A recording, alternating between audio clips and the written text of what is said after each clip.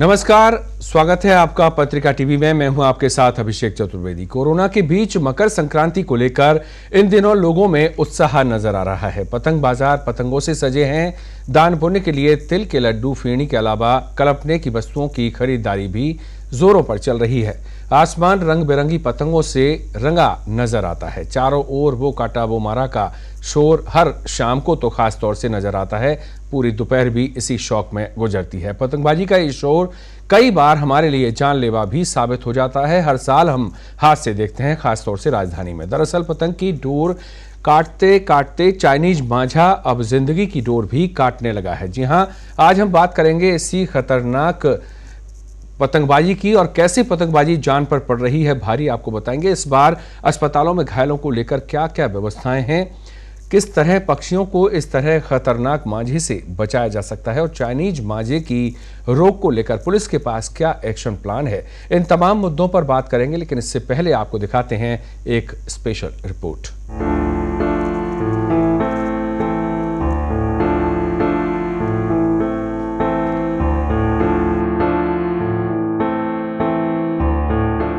जयपुर में बीते कुछ सालों में एक शौक जानलेवा बन चुका है। हम बात कर रहे हैं पतंगबाजी की, जिसके उपयोग के लिए काम में लिया जाने वाला मांझा अब लोगों की जान ले रहा है। दरअसल बीते कुछ सालों में मकर संक्रांति के दौरान होने वाली पतंगबाजी के लिए चाइनीज मांझा और अन्य धातु लगा मांझा तेजी से बिकने लगा है। प्लास्टिक की डोर पर धातु और कांच के मिश्रण से तैयार किए जाने वाला चाइनीज मांझा किसी धारदार हथियार से कम नहीं है। जयपुर सहित प्रदेश भर में 10 साल के दौरान मांझे ने 17 लोगों की जान ले ली और 10 साल के दौरान 4000 से भी ज्यादा लोगों को पतंगबाजी के शौक ने अस्पताल पहुंचाया है। जयपुर शहर के ये कुछ दर्दनाक वाकये हैं जिन्हें भुलाया नहीं जा सकता। 22 दिसंबर 2019 को जयपुर के ईदगाह के पास रहने वाला 4 साल का फैजल अपने पिता अजीज के साथ बाइक पर सवार होकर निकला था। बड़ी चौपड़ के पास इस दौरान बाइक पर सवार फैजल से मांझा आकर टकराया और गला कटने से उसकी मौत हो गई। हालात ये है कि पतंग देखते ही मां फरहा की आंखों से आंसू बह निकलते हैं। फैजल की कमी पूरा करने वाला अब कोई नहीं है। 14 जनवरी 2014 को 8 साल की मासूम चंचल भी अपने परिवार के साथ बाइक पर निकली थी। इसी दौरान टोंक रोड पर अचानक पतंग कटने के बाद आया मांझा उसके गले से टकराया और उसका गला काट दिया। दर्द से परेशान चंचल ने पिता को बाइक रोकने के लिए कहा, लेकिन बाद में हॉस्पिटल पहुंचने के दौरान उसकी मौत हो गई। बेटी के साथ हुए इस हादसे के बाद मां सीता देवी हर रोज भगवान को हाथ जोड़कर प्रार्थना करती हैं कि किसी दूसरे के बच्चे के साथ ऐसा हादसा ना हो। निजी एयरलाइन कंपनी में मैनेजर सुरेश अमरवाल सन 2008 में अपने परिवार के साथ बाइक पर न्यू सांगानेर रोड की तरफ से निकल रहे थे। 5 साल का बेटा पार्थ बाइक पर आगे बैठा था। इस दौरान चाइनीज मांझा पार्थ की गर्दन से टकराया और उसका गला कट गया। पार्थ को आज तक माता पिता भुला नहीं पाए हैं। कोरोना के बीच लोगों में मकर संक्रांति को लेकर काफी उत्साह नजर आ रहा है। मकर संक्रांति को लेकर पतंग बाजार पतंगों से सजे हैं। वहीं दान पुण्य के लिए तिल के लड्डू, फेणी के अलावा अन्य तरह की वस्तुओं की खरीदारी जारी है। राजधानी जयपुर में इन दिनों चारों ओर आसमान रंग बिरंगी पतंगों से नजर आ रहा है। चारों ओर वो काटा वो मारा का शोर सुनाई दे रहा है। पतंगबाजी का ये शोर कई बार हमारे लिए जानलेवा साबित हो जाता है। दरअसल पतंग की डोर काटते काटते चाइनीज मांझा अब जिंदगी की डोर भी काटने लगा है। जानलेवा होने के बावजूद शहर में चाइनीज मांझा खुलेआम बिक रहा है। हर साल प्रशासन भले ही इसकी रोक के लाख दावे करता हो, लेकिन हर बार ये दावे फेल नजर आते हैं। पिछले कई सालों में ये चाइनीज मांझा पक्षियों के साथ साथ आम लोगों को भी अपनी चपेट में लेने लगा है। पिछले एक दशक में चाइनीज मांझे की डिमांड तेजी से बढ़ी है। इसके इस्तेमाल, बिक्री और स्टॉक पर प्रतिबंध है। इसके बावजूद ये हर साल बिकता है और लोगों की जान लेता है। ब्यूरो रिपोर्ट, पत्रिका टीवी।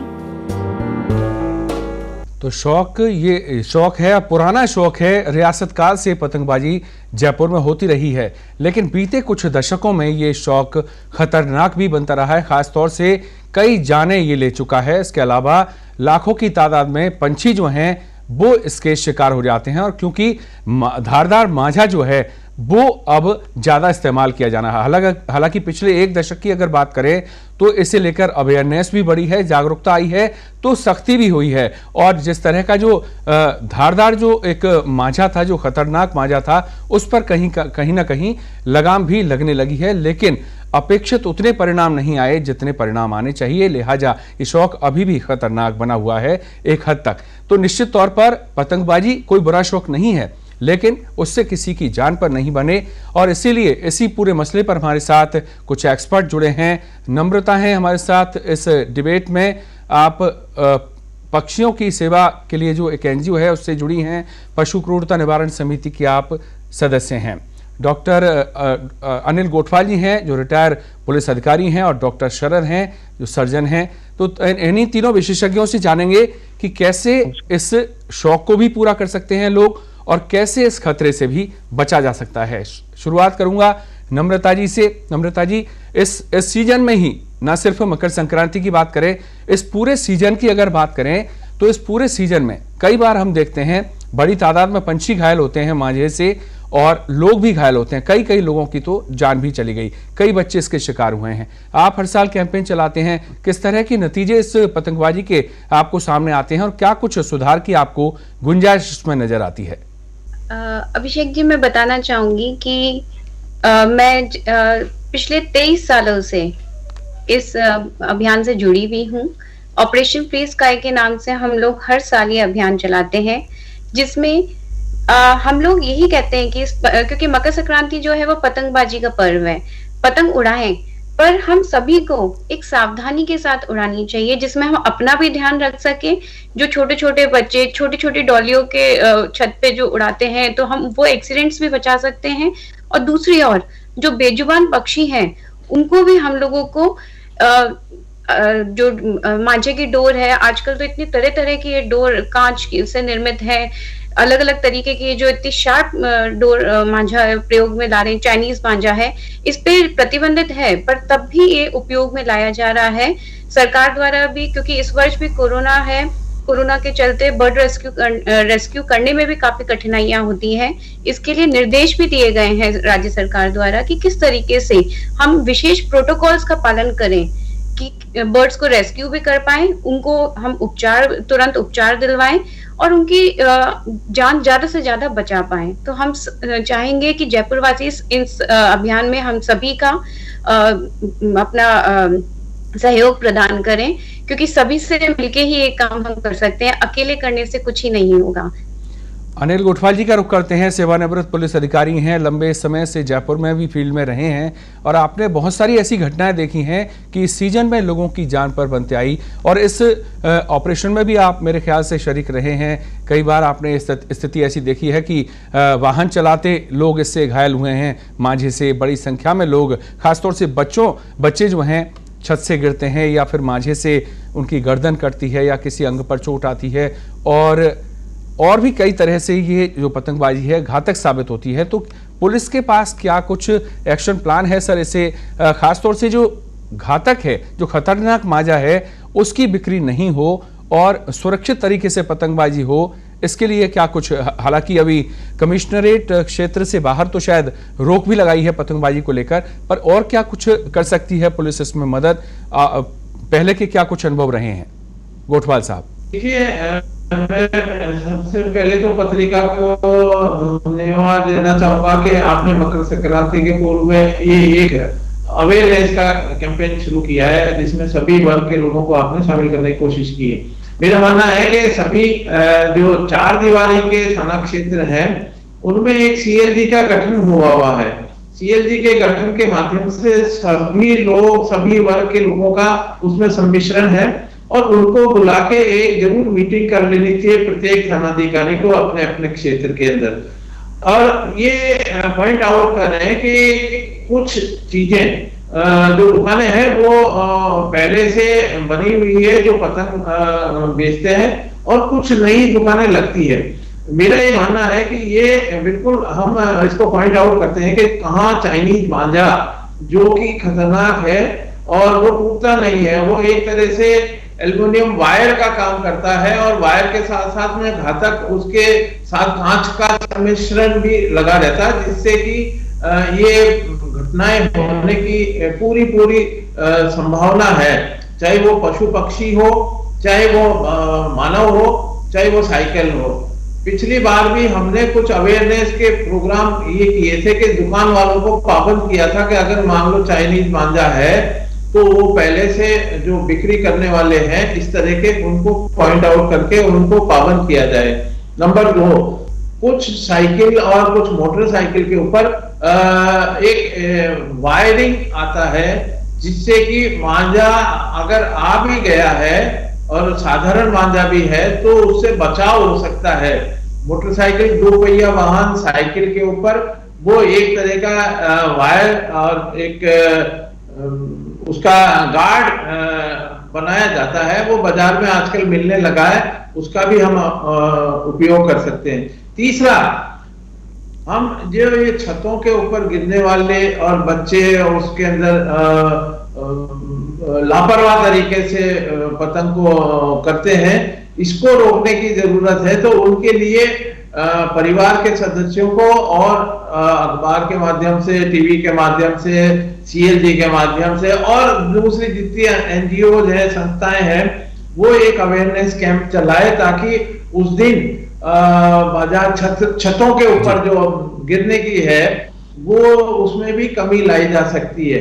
डॉक्टर शरद, आपके पास आना चाहूंगा, किस तरह का एहतियात इस सीजन में लोग बरतें जिससे उनको किसी तरह से नुकसान नहीं पहुंचे, खासतौर से मांझे से, क्योंकि मांझा नहीं बिके और उसका इस्तेमाल नहीं हो, खतरनाक जो मांझा है उसकी रोकथाम का जिम्मा पुलिस के पास है, लेकिन आप लोगों के लिए क्या सावधानियां बताते हैं, क्या संदेश देते हैं कि वो लोग बच सके मांझे की धार से? जी नमस्कार अभिषेक जी, पत्रिका के माध्यम से मैं सभी दर्शकों को यह बताना चाहूंगा कि ये जो मांझे का प्रयोग होता है, जो चाइनीज मांझा है, ये नायलॉन का बना होता है, जिसके ऊपर क्रश्ड ग्लास की एक पॉलिश करी जाती है, जिससे वो रेजर की तरह शार्प हो जाता है। वो बहुत घातक हो जाता है और इसके कारण काफी सारे एक्सीडेंट्स हो जाते हैं। बच्चे, बड़े, बूढ़े, जो सब टू व्हीलर्स पे या फिर पैदल भी कभी चल रहे होते हैं सड़क पे, तो वो डोर के कारण जो है उनको घाव आ जाते हैं, चेहरे पे कई घाव आ जाते हैं, आंखों पे, सिर पे और जो है गले पे कई बार गहरे घाव आ जाते हैं। तो हमने इसके लिए हमारे इमरजेंसी, राजस्थान हॉस्पिटल के इमरजेंसी डिपार्टमेंट में एक क्विक रेस्पॉन्स टीम करके गठित करी हुई है। तो जब भी कोई इस तरह के मरीज आते हैं तो तुरंत उनको सर, किस तरह का सावधानी कैसे बरतें हैं लोग? सावधानी बरतने के लिए इसमें दो चीजें प्राइमरीली जरूरी हैं। पहला तो अपने कभी भी आप जब टू व्हीलर पे जा रहे हैं तो हेलमेट का प्रयोग अवश्य करें, अपना पूरा सिर जो है ढका हुआ रहे, गला आपका पूरी तरह से ढका हुआ रहे। और चाइनीज मांझे पे प्रतिबंध हो जब भी बच्चे, दूसरी बात यह है कि जब भी बच्चे पतंग उड़ा रहे हैं तो अपनी डोलियों पे और जो उनके साथ कोई ना कोई अपने पेरेंट्स के साथ में उनकी निगरानी में इस तरह की पतंगबाजी हो, ताकि जो है उनको गिरने का डर ना रहे और हाइट वगैरह पे ना चढ़े। बच्चों का बहुत ध्यान उनको समझाया जाए, उनको शिक्षित किया जाए, इस बारे में अवेयरनेस कैंपेन चला जाए ताकि बच्चे जो है डोलियों पे चढ़ के या फिर इस तरह की हरकतें करके गिरने से बचे। और खासतौर से ऐसे केसेज में जैसे वाहन से कोई जा रहा है, हालांकि अब एक डिश लगाने लगे हैं लोग अपने टू व्हीलर के ऊपर और उससे मांझे से वो बच जाते हैं, लेकिन अगर फिर भी अगर इस तरह का कोई हादसा होता है तो किस तरह की सावधानी सबसे पहले उन्हें बरतनी चाहिए? कभी भी कोई घायल होता है तो सबसे पहले नजदीकी अस्पताल में पहुंचता है, लेकिन अगर ब्लीडिंग होती है या इस तरह का कोई खतरा होता है तो और क्या कुछ एहतियात बरतने की आप सलाह देते हैं एज ए डॉक्टर? तो Abhishek ji, as a surgeon मैं बताना चाहूंगा कि कभी भी इस तरह का कोई घाव या चोट होती है तो सबसे पहले अपने को जो है ब्लीडिंग रोकना होता है। जो भी आपका घाव है या जो भी आपके पास रुमाल या जो भी चीज है उससे उसको ब्लीडिंग को तुरंत रोका जाए। उस पे जो है ब्लीडिंग रोक के तुरंत नजदीकी अस्पताल में लेके जाए। फर्स्ट एड, यदि कोई आसपास फर्स्ट एड किट या कुछ भी अवेलेबल है तो तुरंत उसकी सहायता से बैंडेड या ड्रेसिंग करके घाव को तुरंत ढकना चाहिए। और ब्लीडिंग कम से कम हो और कभी भी मरीज को जैसे सांस में कोई दिक्कत आ रही है तो तुरंत उसको नजदीकी अस्पताल में लेके, कई बार हमें इमरजेंसी ऑपरेशन करके सांस का नया रास्ता बनाना पड़ता है। और कई बार जो है हेड इंजरी करके पेशेंट्स आते हैं तो उनको हमें तुरंत ऑपरेशन थिएटर में ले जाके और उनकी सारी जो है ऑपरेशन करके और उनको जीवन बचाना पड़ता है। तो एज ए पक्षी विशेषज्ञ, एज ए रिटायर्ड पुलिस अधिकारी और एज ए सर्जन, आपने देखा कि किस तरह की कुछ सावधानियां हैं, अगर आप उन्हें बरतते हैं तो ये जो शौक है वो भी पूरा होगा और किसी की जान पर भी नहीं बनेगी।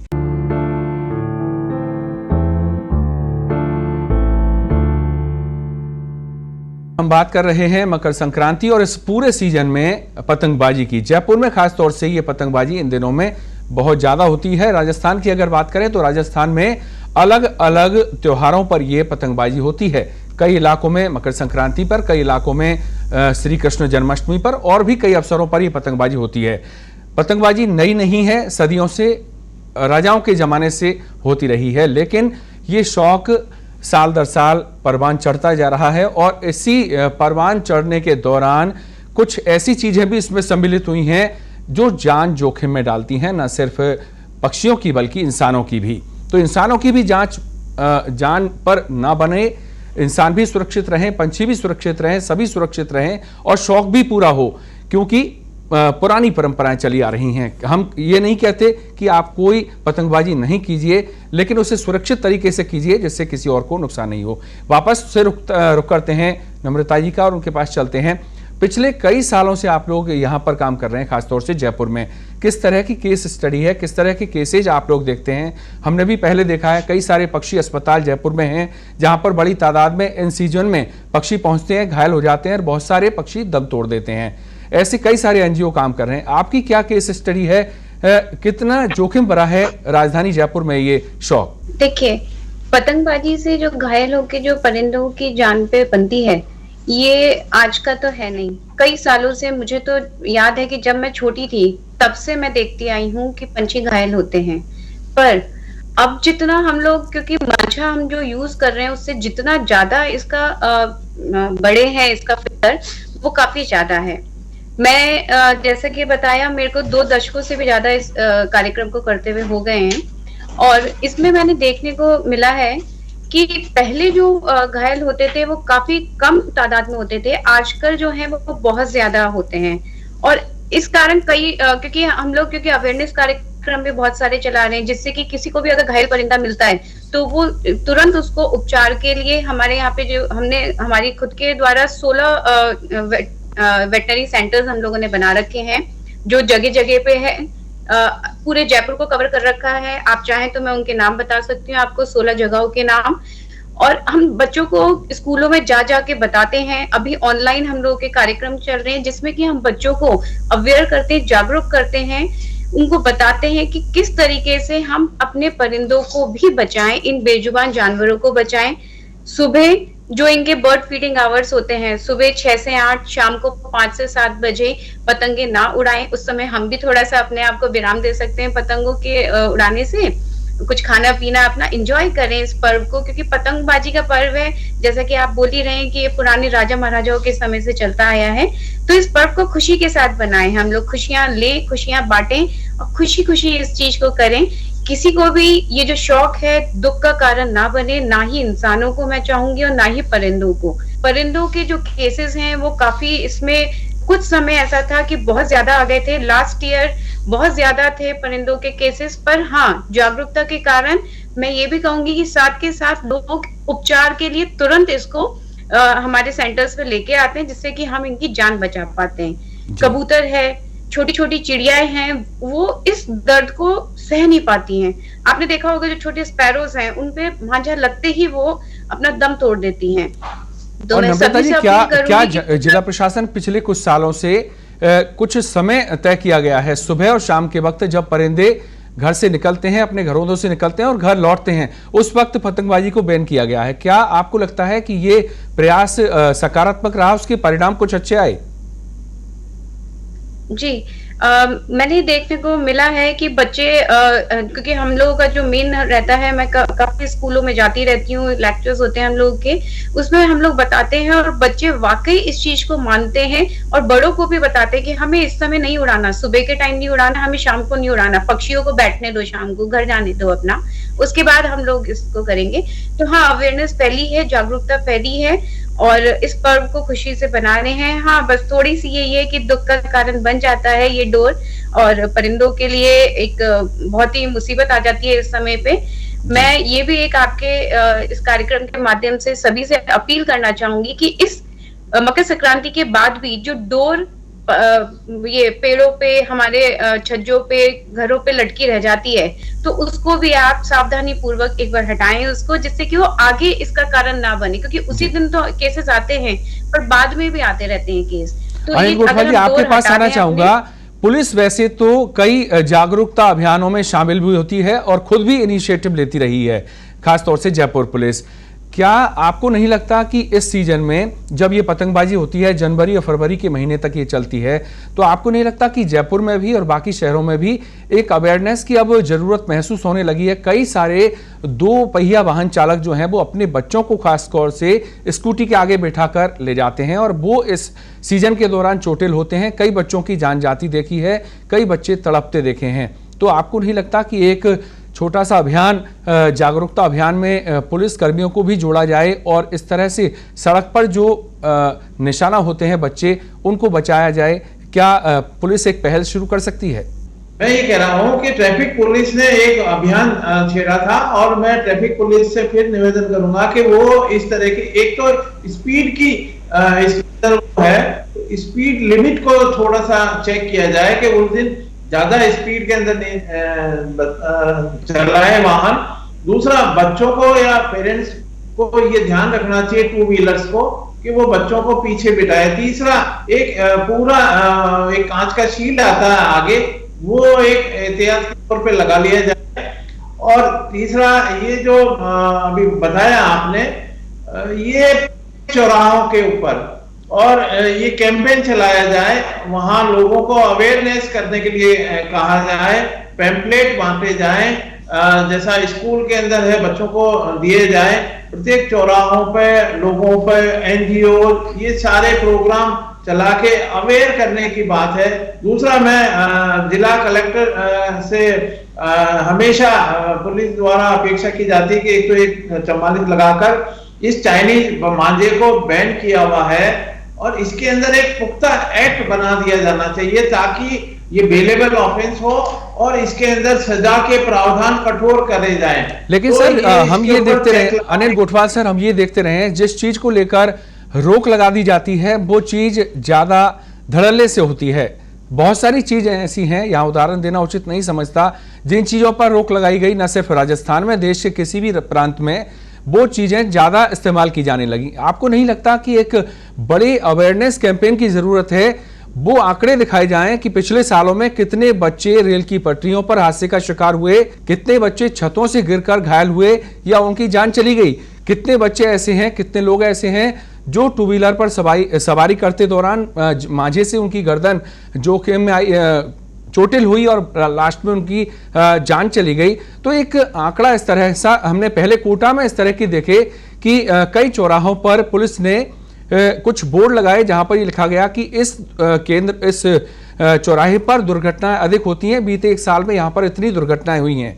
तो इस तरह के आंकड़े लेकर अगर आप जनता के बीच में जाते हैं, उन्हें बताते हैं कि इन इलाकों में सघन इलाके हैं, घनी आबादी के इलाके हैं, पतंगबाजी ज्यादा होती है और पिछले सालों में इतनी दुर्घटनाएं हुई हैं और इन कारणों से हुई हैं, तो बजाय रोक लगाने के आपको नहीं लगता कि ये होगा, रोक लगेगी, इस पर लोग जागरूक होंगे, अपने आप बंद करेंगे बजाय प्रशासन की सख्ती के? अब तीन चीज आपने बता दी इसके अंदर। एक तो है कि हमें अवेयरनेस कैंपिंग करनी है। दूसरा, चाइनीज मांझे को लेके मेरा प्रश्न था कि चाइनीज मांझा जो बेच रहा है, जो खरीद रहा है, उन दोनों के ऊपर एक्ट के माध्यम से रोक लगानी चाहिए ताकि उसकी बिक्री बैन हो। मेरा ये था।